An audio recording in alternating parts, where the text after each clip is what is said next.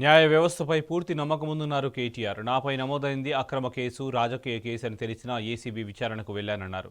రాజ్యాంగం, కోర్టులపై నమ్మకముందని అక్కడే న్యాయ పోరాటం చేస్తానన్నారు. విచారణకు తనతో పాటు లాయర్ను అనుమతించాలని కోరుతానన్నారు.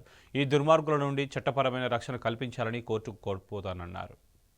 అట్లాగే కోర్టుకు పోయినా, కోర్టులో హైకోర్టులో పిటిషన్ ఇచ్చినాం.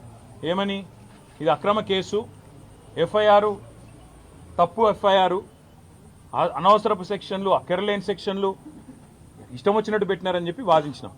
సరే, కోర్టు ఏ కారణం చేతనైతే, ఎందుకంటే న్యాయ వ్యవస్థ మీద మాకు సంపూర్ణమైన గౌరవం ఉంది, న్యాయమూర్తుల మీద సంపూర్ణమైన విశ్వాసం కూడా ఉంది. ఇవాళ హైకోర్టులో మాకు తీర్పు కేవలం క్వాష్ పిటిషన్ కొట్టేసినారు. దానికే కొంతమంది ఎంత సంతోషపడిపోతున్నారంటే, కాంగ్రెస్ వాళ్ళు ఏదో నాకు ఉరిశిక్ష చేసిండ్రు, లేదా నేరారోపణ అయిపోయింది, రుజువు అయిపోయింది, మొత్తం కేసే అయిపోయింది అని చెప్పి సంకలు గుద్దుకుంటా ఉన్నారు. ఆ సన్నాసులకు నేను చెప్పేది ఏంటంటే, ఇది స్టార్టింగే, ఇప్పుడేం తాగమైంది ఎట్లా? మేము ఆల్రెడీ హైకోర్టులో ఏదైతే క్వాష్ పిటిషన్ కొట్టేసినరో దాని మీద సుప్రీంకోర్టుకు పోయినాం. సుప్రీంకోర్టులో మ్యాటర్ ఉన్నది. ఇప్పుడు అది ఎప్పుడు వస్తుందో వస్తుంది. అది సుప్రీంకోర్టు ఎట్లా నడుస్తుందో ఆ పద్ధతి ప్రకారం 2 రోజుల్లోనో 3 రోజుల్లోనో వారం రోజుల్లోనో ఎప్పుడు వస్తుందో వస్తుంది. అక్కడ కూడా న్యాయ పోరాటం చేస్తాం. అట్లాగే నిన్న మీరు ఏదైతే నా హక్కులకు భంగం వాటిల్లే విధంగా వ్యవహారం చేసినారో, నేను విచారణకు చట్టాన్ని గౌరవించే పౌరుడిగా హాజరై అక్కడ ఏ సమాధానం అడిగినా చెప్తానని పోయినప్పుడు లాయర్లతో రావద్దంటారు. నేను చెప్పిన మీరు దొంగలు, ఎందుకంటే మీరు గిట్లనే చేసింది ఇదివరకు కూడా.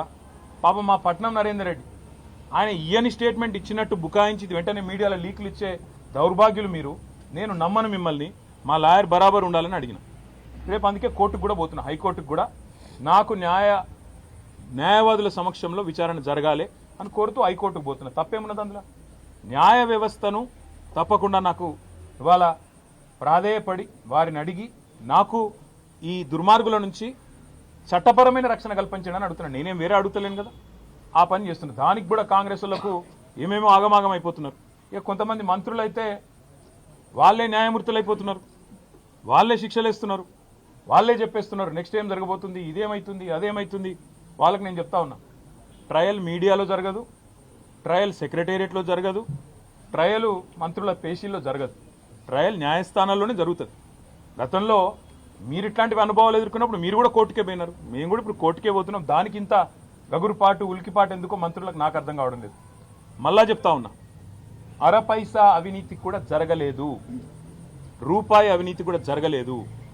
మళ్ళీ చెప్తా ఉన్నా, తెలంగాణ కోసం, తెలంగాణ ఇమేజ్ను ఆకాశం అంత ఎత్తుకు తీసుకుపోవడం కోసం, భారతదేశంలో మాత్రమే కాదు ప్రపంచ పటంలో హైదరాబాద్ని ఒక విశ్వనగరంగా ప్రతిష్ఠించడం కోసం తీసుకున్న నిర్ణయం తప్ప ఏమీ ఆశించి కానీ మీలాగా ఏదో వెనకాల గుడుపుటాన్ని చేసుకొని చేసిన పని కానే కాదు.